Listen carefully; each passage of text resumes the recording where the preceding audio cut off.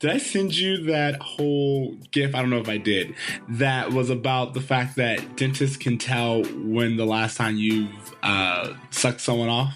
No, I don't know what you're talking about. Okay, so it was on Twitter. This girl just writes and she's like, just so y'all know, your dentist can tell when the last time you gave oral is. And everyone online was like, nah, you're lying. But then all these dentists came forward and was like, yes, you can. And so we have a dentist friend and we asked her and she's like, no, it's true. She's like, that's a great PSA, but we can totally tell when a female or male has last engaged in fellatio. The bruising in the back of your throat.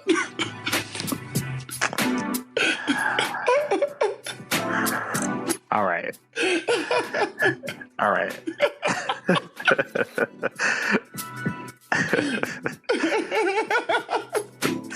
So silly shit.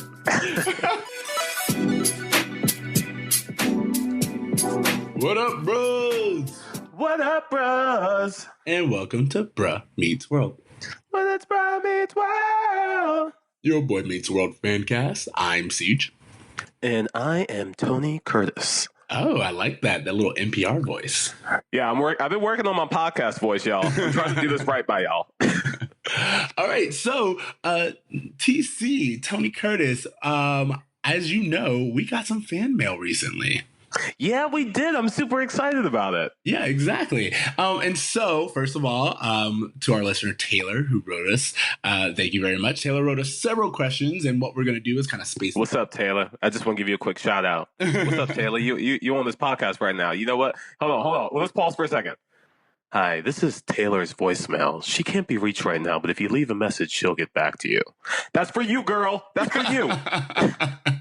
You know what? And that was like 100% courteous.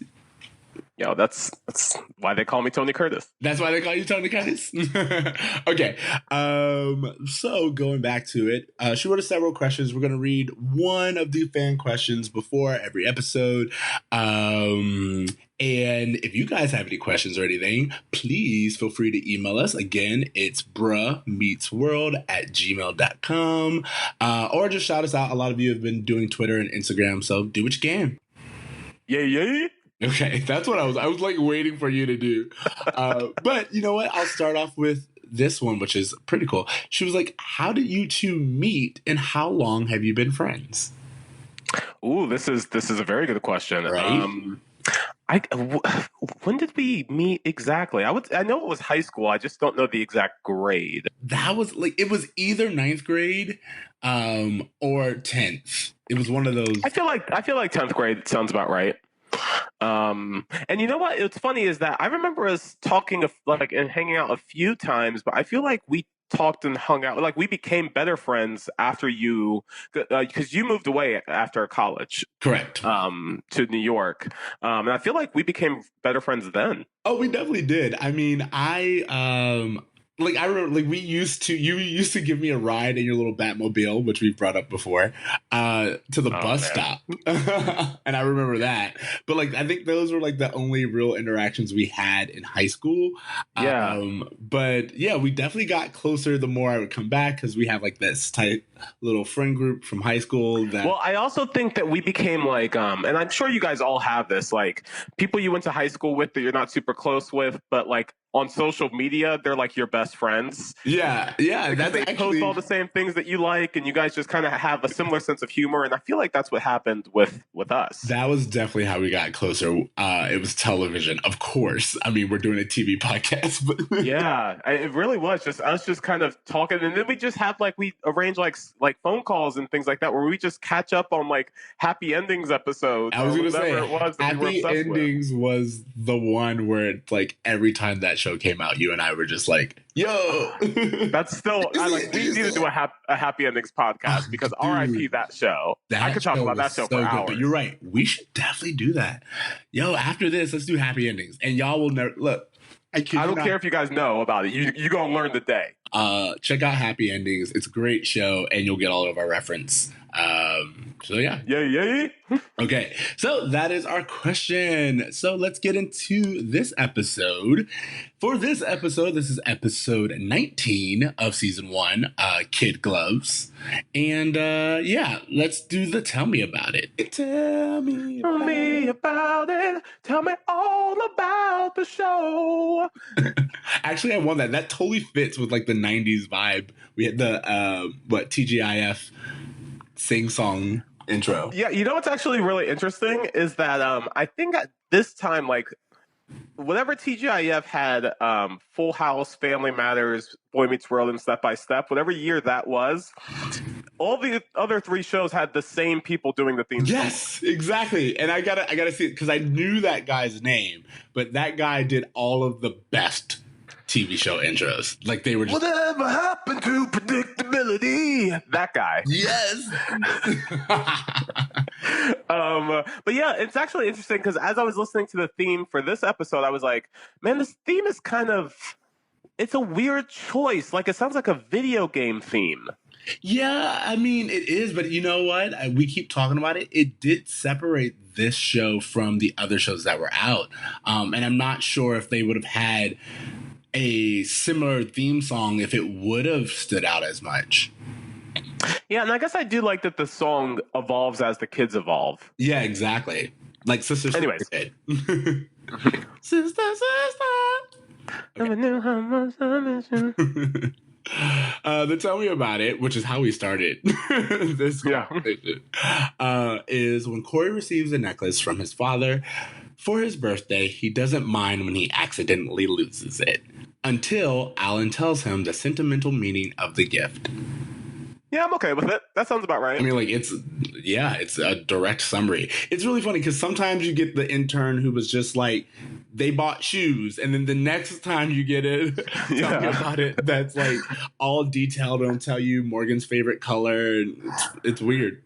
Well, I will say that this episode, not to say that it was a bad episode by any means, but it was just a very simple episode. It wasn't, there wasn't a lot of storylines going on. It was just pretty cut and dry. So it seemed like something that should be able to be summed up in a sentence or two. Yeah, and also it's pretty, like I remembered this episode, like going back to it. This is one of the ones, I don't know why, but it's a little more iconic. Boy Meets World. Maybe because these kids went to a school where there was a scuba club in elementary.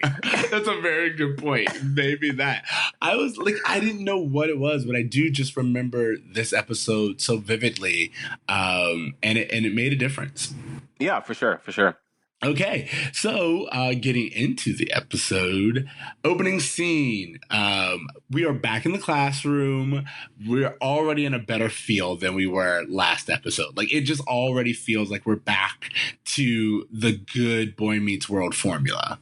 Yeah, and I actually noticed things like Corey's voice being a little bit deeper. Yeah, well, we kind of hit on the fact that the kids are getting a little older in this episode. Yeah, but it's interesting just to see like every episode, it's just fading into adulthood, and it's really interesting. There's a scene later on where Corey's in the kitchen where I really notice how much he's grown. Even Eric and Morgan and Sean, like all of the kids are growing up, and I don't know. Maybe it helps the sentiment like I have with the show that I'm like watching these kids grow up. I feel like I'm invested in their like life. Yeah, that's a very good point. Anyways, all right, yeah, sorry. So while we're in class, Mr. Feeney is telling the kids that they have to select an elective. Which, by the way, shouldn't they have done that at the beginning of the year? Like, why are you picking one now? Why do they need electives in grade school? I never had we rotated between PE, art, and like music class, but like there was no choice in the matter. Yeah, this is very weird that they I feel like they just needed a reason, and so they did. But like choosing an electives at like towards the end of the year at that, it's like this isn't going on your college resume. Like it doesn't really matter. Also, listeners, if you're from the Philadelphia area and you particularly lived there in the 90s, did you have a school where your two elective choices were debate club and scuba club? Is that something that was Because there's so much scuba diving to do in the Philadelphia metropolitan area, I imagine. That's a very good point. Like, and scuba of all things, like they didn't even go to the pool. It like specifically had to be scuba. And like it leads to a really awkward moment later on in the show.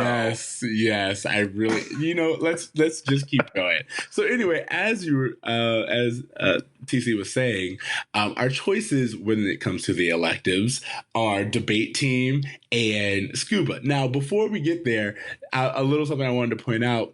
Again, we're back to our formula and everything, and the dynamics that we have in class between Corey, Sean, Mikas, Topanga, and Feeney. And there's a lot of little fun back and forth, and everyone kind of plays their roles in this scene, and I really enjoy it. Well, I just thought that it felt like the humor was back to the show because the last 2 episodes got heavy. Yeah. And like it was just nice to have just like, those like scuba dooba jokes. It felt like it was a nice change of pace. Yeah, all right. So, what I was going to say before the scuba dooba joke, which I do love, is that there's a moment where like Sean is interrupting the class and Feeney calls out Mr. Matthews. He's like, all right, enough, Mr. Matthews. And Corey's like, that wasn't me, that was Sean. And Feeney's like, same thing. And it's like this is the first time I think we are solidifying that Corey and Sean come as a pair. Well, I think especially that's something that you'll see with them in just their classroom settings from this point on, whether they're with Feeney or in the future with Mr. Turner or with whatever. They're constantly like they remind me of Waldorf and where are the 2 old guys in the Muppets? Oh yeah, I know exactly what you're talking about. Just the child version of that. Just to show you how gay I was, you said Waldorf, and I was like, oh, Blair and Serena? But that's Gossip Girl, so... Oh, man.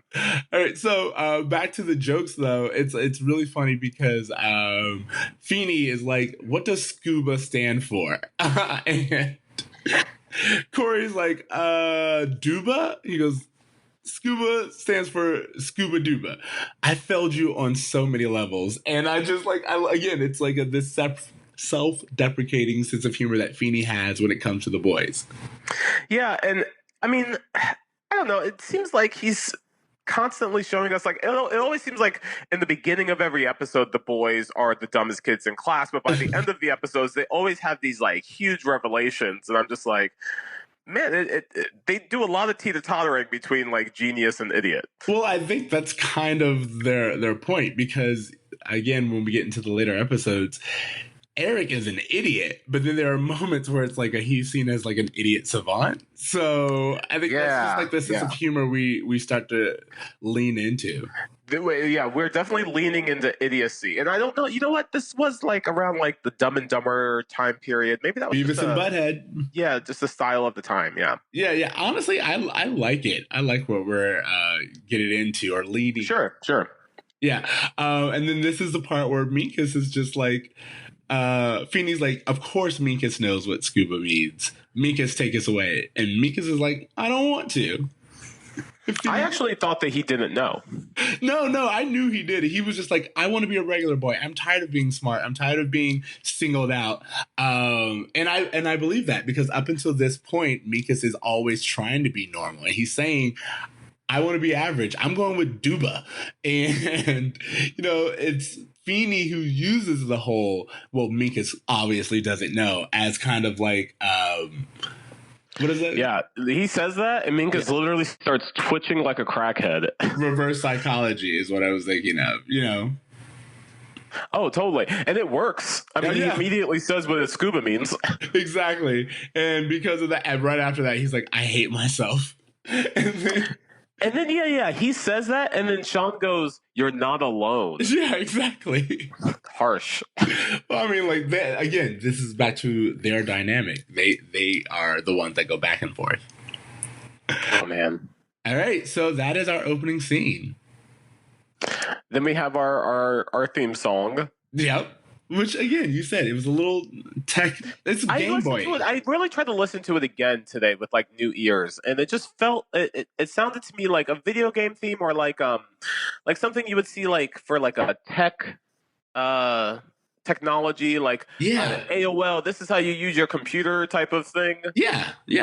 You know what? It's a theme song for the digital age. Yeah, but like the 1993 digital age. Yeah, exactly.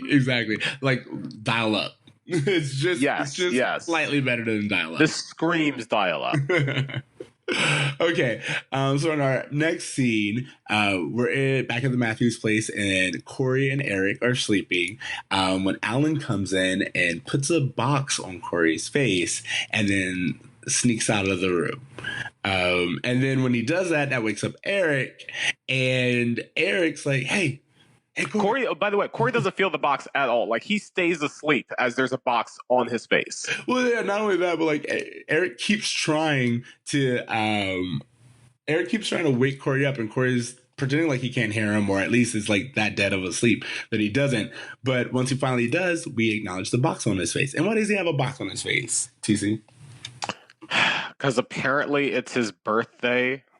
Why'd you say it like that? Because, all right, 2 episodes ago when we did the Sean blowing up the mailbox thing, both of them, I even went back and listened to it, admitted to being 12 years old. At the beginning of the season, the boys were 11 years old. What birthday is this? Is he 13? What's going on?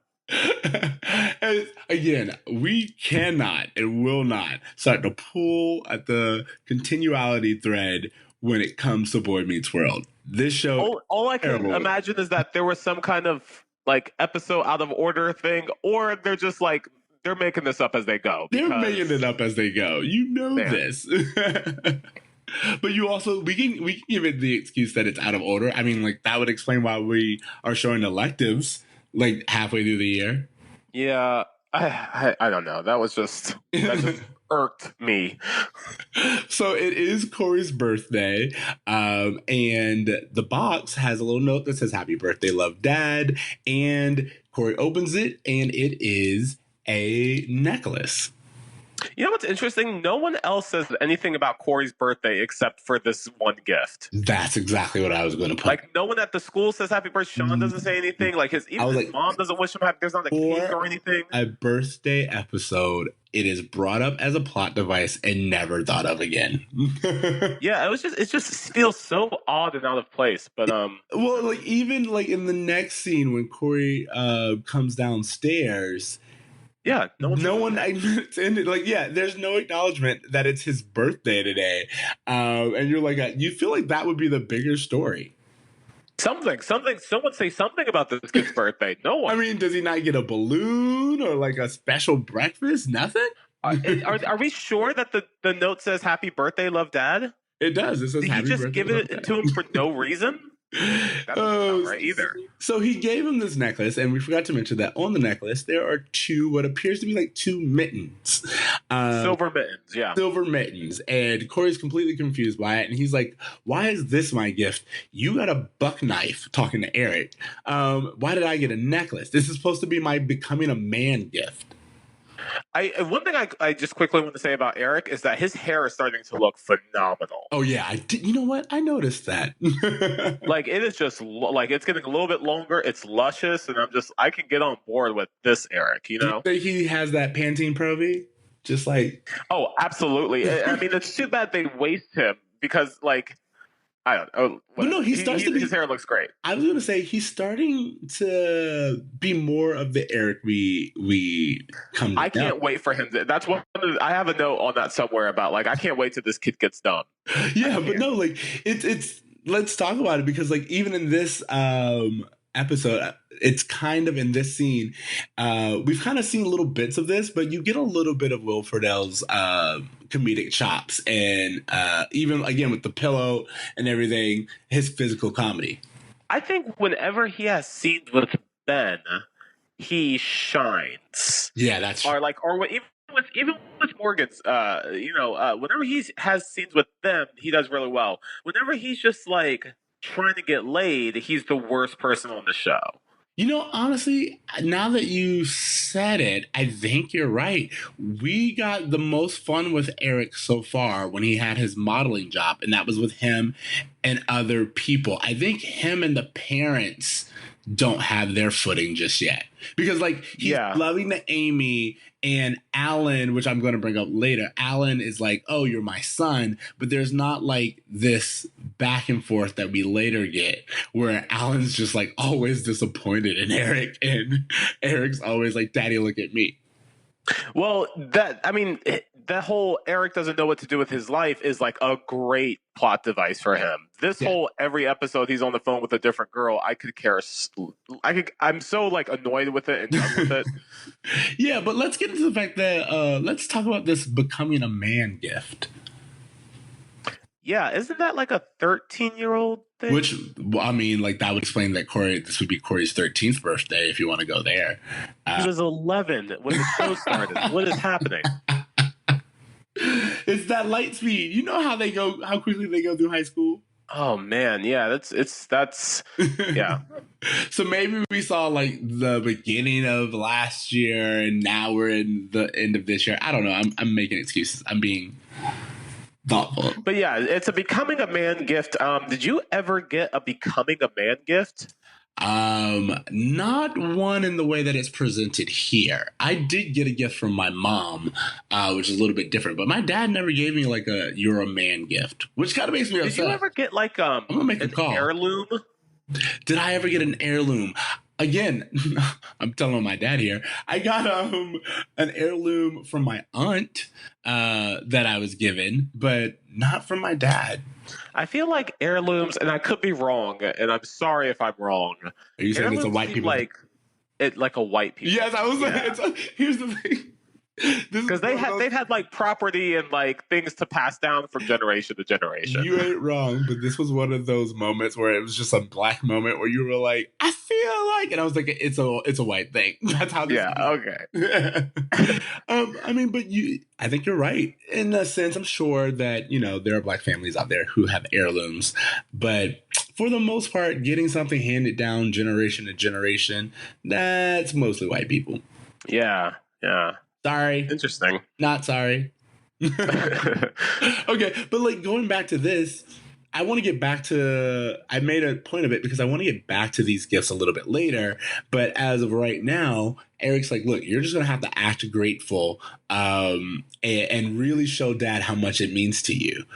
To which I thought actually this was a really nice moment of Eric being like, you know what, I'm the older brother. I've been here before with Dad. I've kind of learned him. Let me just give you something of what I've learned from my relationship with Dad. It just seemed like he was genuinely trying to be a decent brother to Corey. Yeah, well, I think that's another thing. Like Ben and Will at this point in time they have a dynamic almost that's really well designed, and you get these moments where you kind of do see Eric as just being like, oh yeah, I'm your brother, but he doesn't do so in like these Leave It to Beaver moments. It's more like a hey, just looking out for you type thing, and almost like a begrudgingly like, all right, well, I guess I'll yeah, exactly knowledge, it's you know what it is. It's that oh, you don't even know, it's like you don't even know what this is. Well, and I think too in this scenario, like Eric is more so concerned with trying to, not hurt Alan, and so like when he's kind of coaching Corey through this, it's not really so much to help Corey is to just make sure that Alan, feels that the gift was appreciated. Yeah, I mean, he's like I said, we were like you have to act grateful, which Corey's already not listening to because Corey's like, I'm just gonna pretend like I didn't see it, which Eric replies, it was on your face. Man, that's kind of cold as ice. Like if I gave a kid a gift that I put on his face and he never mentioned it again, man. Yeah. So, all right, we have the next scene, which Alan and Amy are in the kitchen, and Alan's like, yo, I don't mean to like burst your bubble, but our son's gonna love me more because today is the day that he gets his old man's silver gloves. Yeah, and I mean, obviously they bring it up later, but at this point, I was like, oh, is he going to explain what the gloves are? Or... Well, yeah, like even that he says it like every family has a pair of Dad's silver gloves, and you're just like, what does this mean? What does this mean to a 13-year-old? We've never heard you talk about these. And just like, I don't know, this is that kind of thing where just Alan just assumes that like Corey's on board with whatever it is that he's on board with, and I don't know. Yeah, I felt like this you're was right. kind of a selfish thing for him to get upset over. It is, but like I also really, but again, this goes back to the show originally being more father and son storyline, because this is very much about Alan and his feelings and Corey and his behavior, which we've done back and forth between the two. But Amy is playing her role as supportive wife and just, again, not really judging, but more so asking him to get to the conclusion himself. And honestly, like, I don't feel that Corey actually did anything wrong until he was trying to correct his wrong. Until Alan made him, like, you know what I mean? Well, I mean, I do think in general, it's if you do get a gift, you should be grateful, which is not going to happen when you're dealing with teenagers. But I think I don't think this ever really says that Corey was wrong. It more so just points out the importance of, we're getting way, way ahead of ourselves. Yeah, I guess the only point I was trying to make was just that we see at this point that this whole episode kind of focuses on Alan's reaction to what's going on, his feelings, and his interpretation of what's happening. Correct. And I agree with that. But I do want to say again, I love Alan and Amy in this. I love this scene because we constantly get scenes with the two of them kind of like planning how to be adults outside of the kids, which I really like. And they always seem to have a vaguely flirty energy between them. Yes, that's true. And like they're just having fun being parents and just being a team. Yeah, and I really, really like this. Of course, as usual, Amy's doing most of the heavy lifting, but, you know, they're a good couple. Alan doesn't do anything. At least in the beginning of the season, he was like fixing stuff all the time. Like, now he's just been reading a paper while Amy's been serving everyone. Exactly. Do you want help? Yeah, I mean, again, going back to the flirty part, because she is kind of like all on him and stuff, she brings up what even the silver gloves mean. She was like, considering how many punches you took to the face, it's not, you know, you don't look too bad. And so we kind of get a hint at what the gloves mean. And I don't know about you, but like, I just didn't know what silver gloves were before this. No, not at all. Who would? Like who would know if it weren't explained to them? You understand? Like it's a weird thing that Alan just assumed, you know. Yeah, exactly. So anyway, going back for that, Corey runs downstairs, even though it's his birthday, and he mentions absolutely nothing because he's more obsessed with his permission slip. Yeah, again, I guess at this point was me, the notes I have just about everyone else ignoring his birthday. Yeah. All right. And then so we have the permission slip, and like there's just, again, fun little Corey and Amy banter that I really enjoy, where he's just like, look, I'm just trying to get to the pool. Don't even worry about it. And they even negotiate a little bit. She's like, don't go into the water 30 minutes before. And he negotiates with half an hour. And it's just, you know, them being stupid. Those jokes are actually a lot of fun. They sound cheesy when we say it, but they're actually yeah, they're like, it's loads of fun. So Corey leaves, and this is when we see Alan's little hurt feelings and expressions. And Amy asks, you know, did you even explain it to him?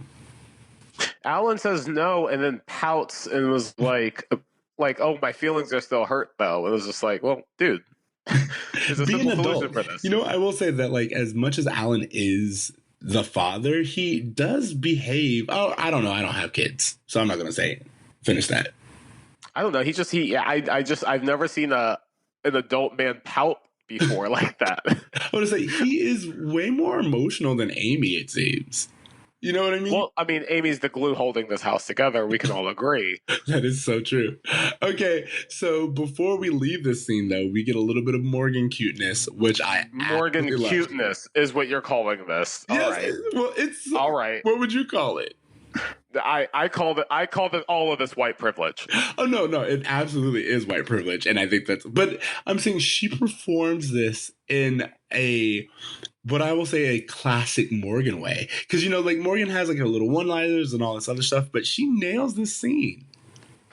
But I will say that I feel like this is all we ever get from her. Like it's either one-liners or her using her cuteness to try to get something. You're not wrong. The girl is not exactly Drew Barrymore here, but yeah. But no, This is no, great. it's a very, very good point. So anyway, what we're talking about is in the scene, Morgan comes downstairs, and as we discussed, playing off of what she knows about Corey's birthday, she comes up and she's like, "So what's on my face?" And they're like, "Nothing." And she's like, "And what are we gonna I do actually about thought she was really cute when she said, so what's on my face?" I thought she did it well. That's what I said. More your cuteness. Well, and this is the white privilege TC is talking about. So it turns out that whenever Corey or Eric had a birthday, they would give Morgan a gift, so she wouldn't feel left out. And she's like, "Well, I feel left out now," and it's just like pouting and all this other stuff. But yeah, that is definitely. Have you heard of this? Like a child getting a gift? You know what? You just even saying that, I was like, let me have a kid who says that to me. Like, I want you to pout. I honestly, I want you to pout. I want you to feel bad right now because you have nothing, because you don't deserve nothing. You didn't earn nothing. You living in my house. No. You're gonna be one of those dads who starts on one rant and just ends. Oh yeah. It's gonna be a whole thing. I love it. So anyway, they're like, "You're a big girl now, and so you don't get a gift every time that Corey gets a gift." And but this is where Alan's like, "Please let me buy her love now while I still can afford it." And again, it's very Alan being TV dad. Well, it's also, I feel like a bunch of times we see Alan taking the easiest way out in order to try to win favor with his kids. Just like, "Oh yeah, I'll buy her a gift," or, "You know what, I'm going to wake Corey up to watch this game," or just like whatever. Like he's just, whatever, like he feels guilty for not being around. So he has to like do these extreme things that like the family ultimately That's a very good point. I wonder, because I consider that, like all of this said and all that we have said, I consider Alan one of the better TV dads. But that was like how I felt. So maybe this is just like 90s expectations. Maybe, I don't know, because to me it just seems like he's a little selfish with the way he shows love. Yeah, and that he expects everyone to just kind of like whatever's easier for him, or whenever he's feeling like he's hurt, he'll do whatever for attention in that way. Yeah, and I'm saying that maybe it's because we're looking at it through 2018 lenses, but when I think about it, this is probably just TV dad formula. You know what I mean? Yeah. Well, one of the, central complaints I have about this is that this is maybe the 9th Alan story that we've seen this season, and this is like the 4th time we've seen a variation of this with him. Yeah. And still, I have no idea how Amy feels about anything independent of Alan. No, and that's what I'm saying. It's just like, even earlier, I was like, this is classic Alan, and Amy's just being there to be supportive and kind of talk him through it. And I think, what I think now that I review it is that Alan is a prime example of the stereotypical dads learning to be more emotionally open. Do you know what I mean? Or communicative. Because perhaps. I'm just saying, like, his behavior is almost always very stereotypical TV dad. However, it is his wife actually. Remember how Corey's always learning. Amy's always kind of teaching Alan how to teach Corey. Yeah. Does that make sense? No. You're right. I'm just, yeah. Guys, we're getting deep into this show, by the way. Right. Layers upon layers. Right. Next scene, we are about to go into scuba class, and there's a lot in this scene we have to unpack. This I was uncomfortable throughout the entirety of this bit. Thank you. Okay, so what we're talking about is, we go to scuba class, and while they're in scuba class, of course the kids are scuba class, the cafeteria. Yeah, by the way. The boys everyone's like playing with the equipment and stuff, and the boys start to get ready because they are going swimming, and when they do so, each one of them is like wearing robes or a layer or something like that, and the kids slowly undress one by one, and it's just creepy how TV portrays. I didn't like any of it. Yeah, exactly. I didn't like any of it because the very first time, Ben is the first one who does it. Corey, he takes his robe off, And that's when you hear the crowd woo, and that's where I got lost. Exactly. You're like, oh, wait, he is 13, 12 in this right now. Why is the audience wooing at adults wooing? I didn't like it. I didn't like it at all. And it just keeps going because, you know, Corey's in his little swim trunks and he's shirtless and he's like, I'm Scuba Boy. And there's just like a whole joke about him being the whitest white boy that Sean's ever seen. Which, by the way, I love that they're bringing that up, considering there's no one brown for them to compare themselves to in this Philadelphia school. And also, the moment he said that, I was just like, oh, Sean, you're just as white as this kid. Like, which is the following joke, because when Sean takes off his shirt, there's another shirt with like the little beach bod t-shirts. Sure. And you can tell that he's a little feeling a little intimidated with his body. Do white people feel insecure about being too white? Is that something that's real? Yeah, I do know a lot of white people who don't like that. Why do you think they always trying to dress like black people? I guess I just never I haven't been white before to understand this, of just them being like, oh, I'm too white. Yeah. I don't know. The thing about being white is seen as run-of-the-mill and standard. So if you are white and you don't want to be considered bland or standard, you're going to try to find ways to spice it up. I guess I've never been in a barbershop and I heard just, I'm getting too black. Oh, all right. So that is a lie, because I've definitely heard that one before. Oh, I haven't heard that one, I guess. I'm going to the wrong barbershops. No. Well, like, I'm getting too black personality-wise. I thought we were talking about, like, just a sentence. No. Like, looking at their skin and just being like, oh, man, I'm looking too black today. I've never heard that. Never heard that? Oh, I've definitely heard that. But that's a whole other conversation on colorism that we need to have. Oh, you right. You're right. But no, that's so funny that you mentioned that. I literally was talking to someone while I was in Mexico about how when I was raised and I was younger, there was a thing about being too black. So I was always told to stay out of the sun because I had little light skin, and then now I have what would be considered a red bone. But like, yeah, it was like you don't want to be. Well, I do understand that. The whole idea of just, I guess the whole idea of just like a black person who's the same color for most of the time. Like, I don't know, like me tan, like I don't think about tanning and me thinking like, oh man, I got burnt, or I don't know. You don't? White people are just interesting. Their whole skin thing with the sun, I find very interesting. So I can't put this all on them because but again, I'm raised mostly by white people. But yeah, I always consider that. Like, I don't care anymore. But yeah, how dark you get, or like, there's a story I always tell that when I was younger and my mom worked at a resort, so I was like by the pool. She found me one day and she was like, "What are you doing?" I was like, "I'm tanning." And like, I had like suntan oil all over my body. And she was like, "You don't do that. You don't need it. What are you doing?" Yeah, I have to be honest. In high school, when I started going to the beach with white people and I realized they just kind of lay down, I was like, is this all we're going to do? Like, I'm bored. Is this what y'all do for hours? Yes. I don't get it. I don't understand. I'm not going to lie. I've been out with people before, and it always... Like when you get to the beach, all they want to do is lay out, and you're right. It's just kind of like a moment where you're like, "Oh, this is it." Yeah, like what am I guess I'll get a little darker. Like whatever. Like my melanin's strong. So anyway, back to this thing.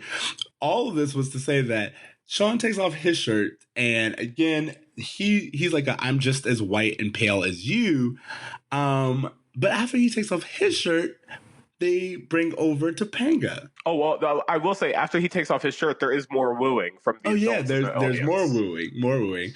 And then Topanga comes over, and then this is what really took the cake. The moment she came over, I was like, I want to push pause. I don't want to be in this world right now. Because I knew what was about to happen. Exactly. Topanga comes over, and like, they are making fun of her, and calling her Mother Nature and all this other stuff.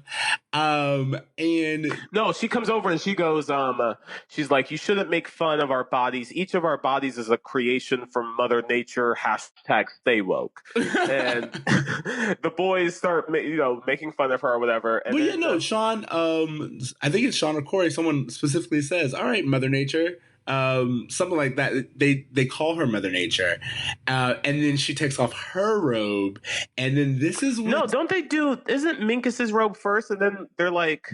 Yeah. Well, sorry. So sorry, everyone. Minkus came over and he was wearing his full body scuba gear. Yeah, because they were like, Topanga, are you wearing the scuba gear too? Yeah, no, but they say Mother Nature. I promise you. Yeah. I promise you. So anyway, Mother Nature takes off her robe, and this is when someone literally whistles.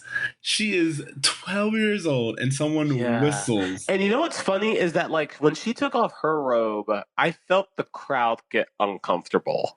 Because, when Corey and Sean got their woos or whatever, it was kind of like there was a lot of voices, but when Topanga took hers off, there were a few voices, and those voices were heard crystal clear. Exactly. You're not wrong. But it's like, it's supposed to be this whole thing of them all getting older and starting to mature, and the boys start noticing girls. And that's fine, but I just kind of wish that there wasn't like any audience participation. No, what made me uncomfortable too is that the look that Corey and Sean give Topanga when she literally, so we watch a 12-year-old reveal herself in the bathing suit. We see two other 12-year-olds look her up and down, and by the look on their faces, appear to get their first erections. Yes. Well, so this entire next conversation, which we have to talk about, is kind of, again, alluding to the boys blossoming, I guess we could say. And it's all supposed to allude to a lot of things. I just felt like I just saw these kids get their first boners. I don't like it. I don't like that this 12-year-old got a whistle from an adult man, which for sure did happen. Yes, it's weird. But what happens when they're when Topanga's standing there in her one piece, which I want to point out, the boys cannot... if it was 2018, she'd be on a two-piece. Just because that's what Disney Channel is now. Oh, God. It's just, I don't even want to think about it. Again, she's 12.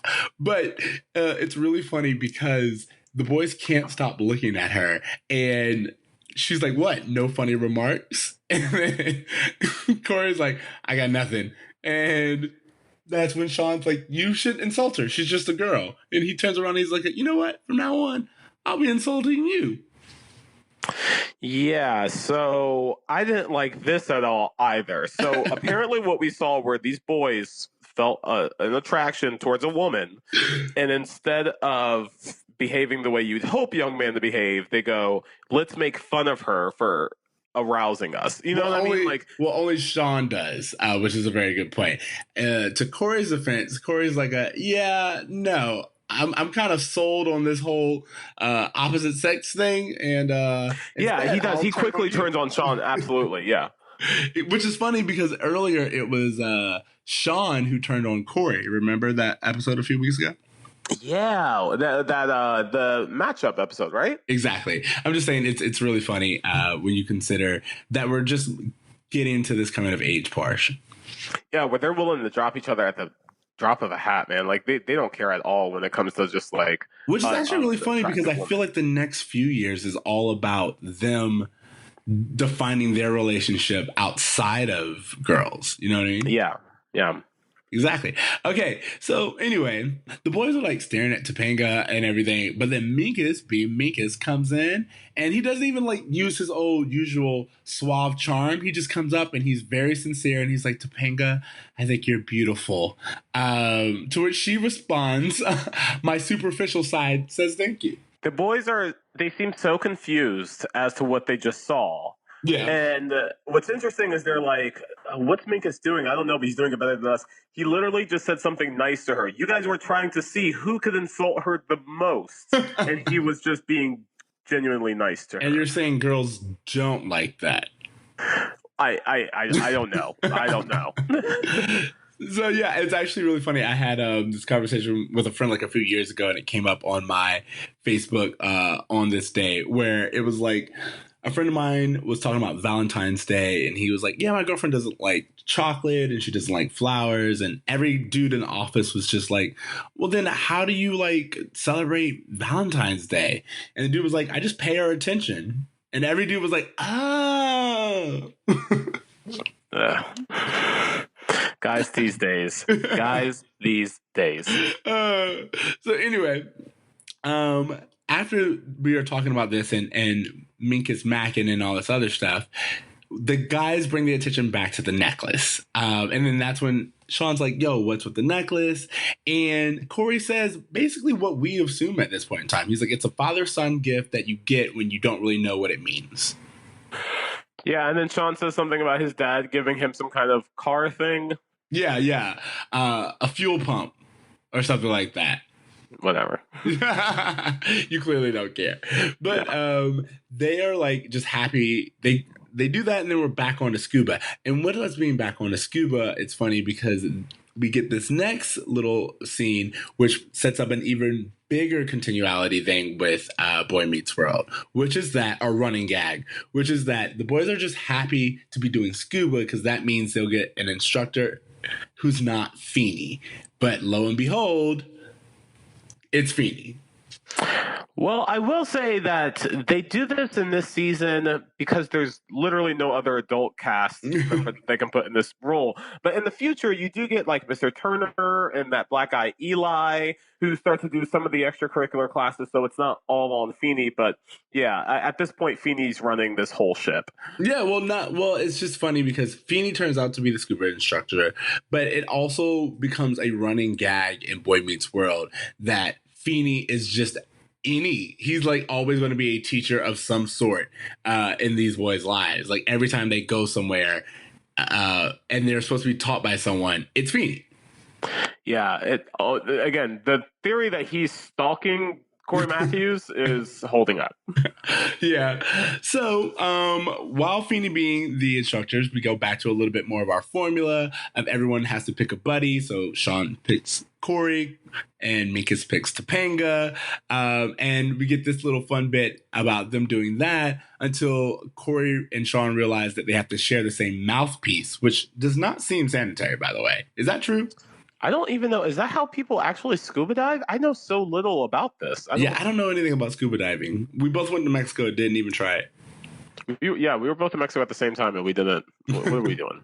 Yeah. So anyway, and we get this little fun joke about whether or not Sean's brushed his teeth today. Which apparently is a question that needs to be asked to Sean. He said, what day is it? He has a routine.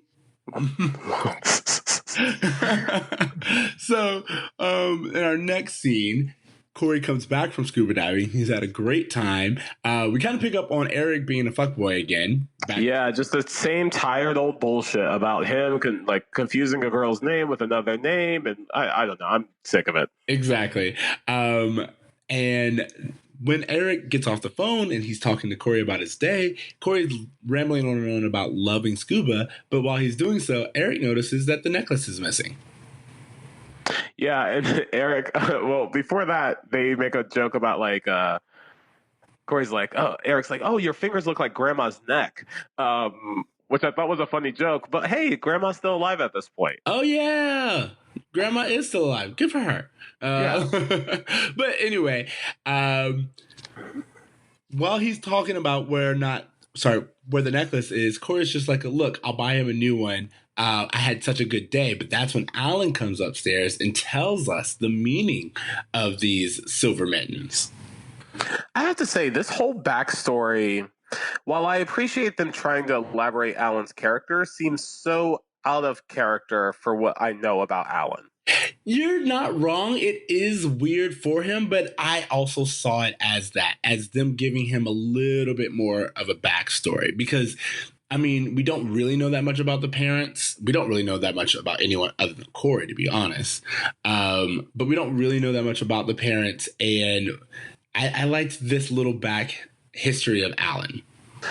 How old are Alan and Amy supposed to be? That's a good question. I imagine 16 plus, because Eric's 16 plus. So I would say they're probably in their late 30s. Because I imagine they got married 25 or something like that. Yeah. I guess that's why I'm wondering, if it's because it seems like they're younger parents. They had Eric pretty young, but Alan being in the Navy, I don't know. I'm just curious about that. Whatever. Doesn't matter. Yeah, no. I mean, I like the question because, yeah, and maybe they do tell us how old they are. We should be on the lookout for that. Sure. But all of this comes from the silver mittens are not mittens at all. They're gloves, as we referred to them a few times. And Allen won these gloves at a boxing match in the Navy, where he came in second, and not second in like his match, but like in all of the U.S. Navy in his weight division. In his weight division, yeah. Yeah, again, I guess that's something I just would never have guessed from Allen. He doesn't seem like someone who has that in him based on just what I've seen. Yeah, I mean, I don't know. I kind of could see it. Like, where he's talking about just there being buckets of blood and his eye being out of its socket. It seemed just like, wow, that Allen was kind of a violent dude for a while. Well, we did talk about Allen being kind of the rebel when we were talking about Sean. Remember, because he was supposed to be. So maybe the Navy's the thing that straightened him up.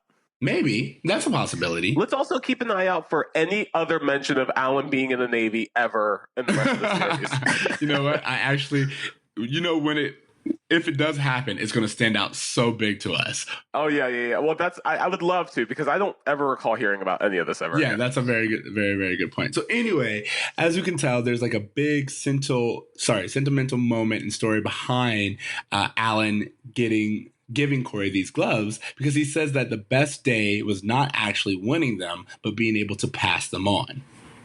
I actually thought Eric was being really funny here, because the entire time Alan's saying just how much they mean to him, Eric's just kind of teasing Corey with like, oh, you hear that, Corey? You hear how special they are to Dad? And yeah, exactly. Corey just feel even worse about losing them. So what's funny about that is as we go into the next episode, or next scene, Corey is like calling around and asking for the gloves, and then they mention Eric's buck knife. And what's really funny to me is it seems to me that this is even, I could just be reading too much into it, but later on we kind of get this whole thing that, again, Corey is Alan's favorite. And I just found it weird that Eric got his grandfather's buck knife, but Alan gave Corey the thing that meant the most to him. He literally just said that the best thing about winning those gloves was not actually winning them, but being able to hand them to his son. I have to imagine that there's some sentimental backstory behind the buck knife that means something special to Alan in a different way. That's how I justified that, because when they said it was his grandfather, we don't know anything about Alan's relationship with his dad. We don't know if it was a hard relationship, so we don't know exactly what that knife symbolizes. But I would imagine that, like, when he realized he was having two boys, he wanted to give them gifts that were on par with each other. That's possibly true, but I just was like, I don't know. I always feel like, and I think we see it a little bit more. Like I said, Alan is kind of the disappointment, or he doesn't really have a lot in common with Eric. But when it comes to Corey, he and Corey from the very beginning, I mean, like, the show is about his connection with Corey. You know what? I don't know. I feel like there's some things that Alan bonds with Eric, and some things he bonds with Corey. And his relationship with Eric is a lot more fun, with them like going skiing and kind of doing those sorts of things together. Whereas Alan's relationship with Corey is far more sensitive and just kind of like being an instructor, guider, like a Yoda to him. Mm-hmm. I mean, I'm not disagreeing. I just say that we should both keep watching and see whose theory has more weight. For sure. Yeah. So, in the next scene, well, they're looking for the gloves, and then Corey basically says, "Hey, Eric, can you keep, can you be a lookout for me tonight? Tell Mom and Dad I'm staying at Sean's for dinner, so I can go look for these gloves." And Eric agrees. Yeah, Eric's like, yeah, no problem, I got you. But the only problem with that is this is when we get Eric being dumb Eric. Yeah, and this is where he really shines in this episode. Exactly, because in this episode, we get, in this scene, what happens is they're like, hey, Eric, where's your little brother? And he's like, I don't know, I have no idea, after he just agreed to cover for Corey. But then he's like, oh, he's at Sean's. And the only problem with this is that Sean shows up knocking on I actually the door. thought, like, when that happened, I was like, oh, this is an actual funny moment. Like, this is situation comedy. Yeah, this is really fun. But it's also like, not only are they've already blown their story and they should just give it up, but they of course are sticking to it, because at this point in time, Eric is being the Eric that we know and love, which is that just stupid and going with it. Well, I just love that Sean's able to read Eric's expression, and like as soon as Eric's like, "No, Corey's at your house, right?" And Sean's immediately on board, like, "Yeah, he is." Well, he's And not. it He kind of doesn't. It reminds takes him me. forever because that's the thing. The entire scene, Eric keeps trying to get Sean's attention, and Sean. Well, I'm just saying, the moment Sean gets hip to it, he's on board to go along with this lie. Well, that's and what a good friend would do. Well, it reminded me of the whole cherry bomb thing where, like, he's talking to Feeney at the end. He was like, "Yeah, I would lie for Corey," and it's just like, yeah, clearly he would. I mean, again, if you get called out on something, you have to go with it, or else that is not your best friend. Yeah. I mean, I'm watching this. Like, even Morgan says something like, "No one's buying this, right?" She's like pathetic because, like, they what they do is they say that the reason why Sean is here is because Corey actually went to Sean's for dinner, but he wanted to know what they were having at their place to know if he made the right decision. And of course, none of that makes any sense because even Sean's like, why wouldn't he just call? Yeah, this whole thing just starts to unravel before us. And that's when Morgan's like, pathetic. And Sean replies, no, it's not pathetic. Not for me anyway, because I don't live here. And he just bounces. Yeah, I love that. I love it when he's just like, you know what? This is on you guys. I don't need to. Exactly. He knows when he needs to bow out. So, with that, we find out where Corey is because the family asked where he was, and Eric's like, honestly, I don't know. So the next scene we get, Corey is underwater looking for the necklace. In the beginning of this episode where Feeney goes, the number one rule is that no one dives alone. I was like, someone's most likely going to dive alone. And what's funny about that is I'm very Corey in this moment because I didn't even hear that rule. Yeah. I didn't hear it at all. But I just, once Feeney was like, what did I tell you? I was like, oh yeah, he probably said that at some point in time. Oh, no, it's the very first thing he says. And I was just like, yeah, of course this rule is going to be broken in this world. So, because of that, Corey, of course, got caught at the pool. Feeney finds him there and tells him that he can't do it alone. And they just basically come up short because he didn't find the necklace. So they go back to, Corey goes back home, and Alan and Amy, of course, were worried. And then Corey tells Alan that, he lost the gloves. Yeah, and Alan's reaction is just like, "Hey, I don't really care." Like he's like, "Yeah, those gloves meant something to me when I was younger, but now it's like I care more about you," which is what he should say. I feel like he'd actually be a little upset, though. Yeah, no, I'm not. Like, I was thinking the same thing. I was like, Alan is saying all of these things, but I feel like a part of Alan's like, yo, those are my gloves. Bruh, one day? Come on. Exactly. I'm not giving you anything ever again. It's all going to Morgan. That's kind of how I feel is like the reality of it. But like in this moment, he was just happy to have his son back. I don't know. Maybe. So anyway, maybe Corey ran away because no one celebrated his damn birthday. That's a very good point. Not even the dinner. It wasn't because that's what I thought. I was like, oh yeah, why would he be going during his birthday dinner? That's what I was thinking in the last scene. I totally forgot about that note. Yeah, he was at Sean's house for his birthday dinner. No, exactly. Come on, this whole episode's starting to unravel, guys.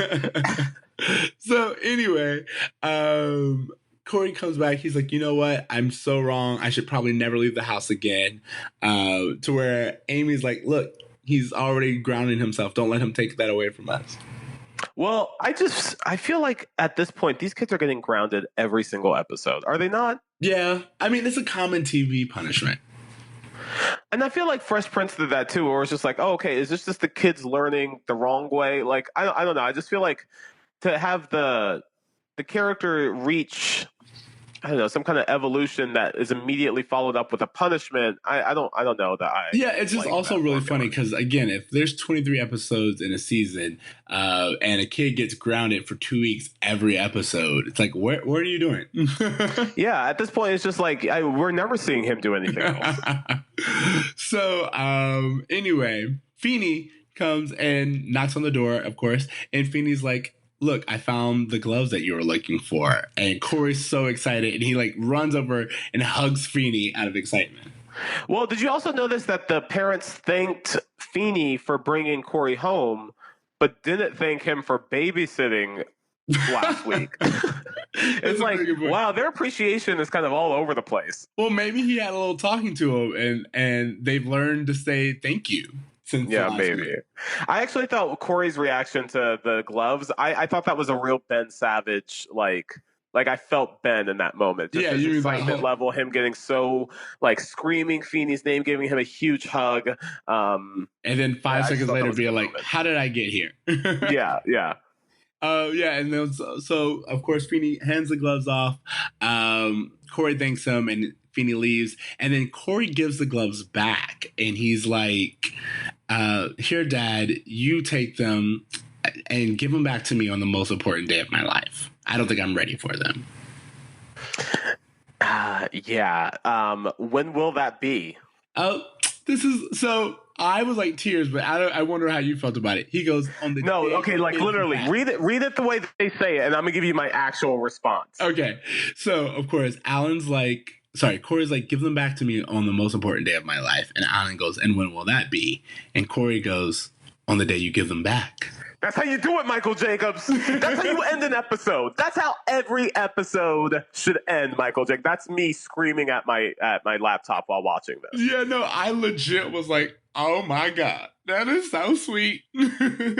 And you know what? The best of that's a staple of the better Boy Meets World episodes is that they have that like end of episode line that's just the perfect cherry on top of the sundae. Yeah, it was just it was beautiful. And then of course I thought, because we've seen this before, I was like, I wonder when Alan gave him back. Did he like give him? Yeah, well, you know what? That's a probably good point. Not even on his wedding day. Never gives him back. That's what I was thinking. I was like, maybe Corey had them on his wedding day. I don't know, but I just thought it's a really great moment in TV, and it's sweet even to this day. I saw that and I was like, you know what? I was kind of like I didn't really know how I felt about the episode, but they ended it perfectly so well that I was like, they won me back. Exactly. All right, and our little epilogue, I love this scene because we get more of Morgan being cute, and as you mentioned, knowing kind of how to manipulate the people around her. So as we said earlier, Amy told Alan not to give Morgan a present. But in this epilogue, Alan is like, yo, I'm going to still give you a present, just don't tell your mother. And this Morgan's like, oh, so you want me to lie? And then she's down for the lie as long as she can do so in her way, and I like it. Yeah, I mean, she's a very almost vindictive child, right? Like she's constantly like having like a back pocket plan. Yeah, no, it's really funny because what happens while she's doing it is that Alan's like, hey, I got you this little horse, and Morgan goes, did you win this from the Navy? And he's like, no, I just, you wanted it. You wanted a gift, and so I got you one. And she repeats her question kind of like, I'll ask you again so you can really think about what I'm asking you. Did you win this from the Navy? Of course. I just love it. You said it's that manipulation thing where I also feel like she even knows that now she can tell people that her father said that she got it from the Navy. I don't know what her like motivation is in it because she seems to be the only one who cares about the gifts initially. Yeah. Well, I don't know. She's the only other person who acknowledges that it was Corey's birthday. Yeah, no one else does. All right, so that is our episode, as we talked about. Grades, what are you giving this? I give it a B. Yeah, I gave it a B too. It's a B episode. It's a memorable episode, even though it's a very simple episode. Like we both remembered this from just like reruns and watching it on television. I think there's a lot of sweet moments. I think that the kids are great, but I don't like that bathing suit scene at all. I think the whole scuba diving thing could have been easily replaced with like soccer, and it would have worked just as well. Yeah, I don't know. It's that kind of is what dinged it for me. You know what? I mean, I didn't have any other reason besides that it just felt like a B episode to me. It was like we had a lot of really good things to it. Yeah, there was nothing like spectacular that happened in this episode, I don't think. Exactly. Thank you so much for listening to Bruh Meets World. Make sure to follow us on Twitter and Facebook at Bruh Meets World, or email us at bruhmeetsworld@gmail.com. Send us questions, guys. Yeah. Boy Meets World related questions as well. Like, we'll give you our thoughts on some stuff. If you've got questions brewing, Let us know what they are, and we'll give you our thoughts. Yeah, we have a few questions to answer, and of course, we look forward to hearing from you. You can find more of me on Twitter at Extra Siege. That's XTRACEEJ. TC, where you at? What you promoting? Instagram, Braver Me. Yeah, that's it. That's all I got. Okay. Remember to dream, try, and do good. Dream, try, and do good, guys. Later, bros. Later, brah.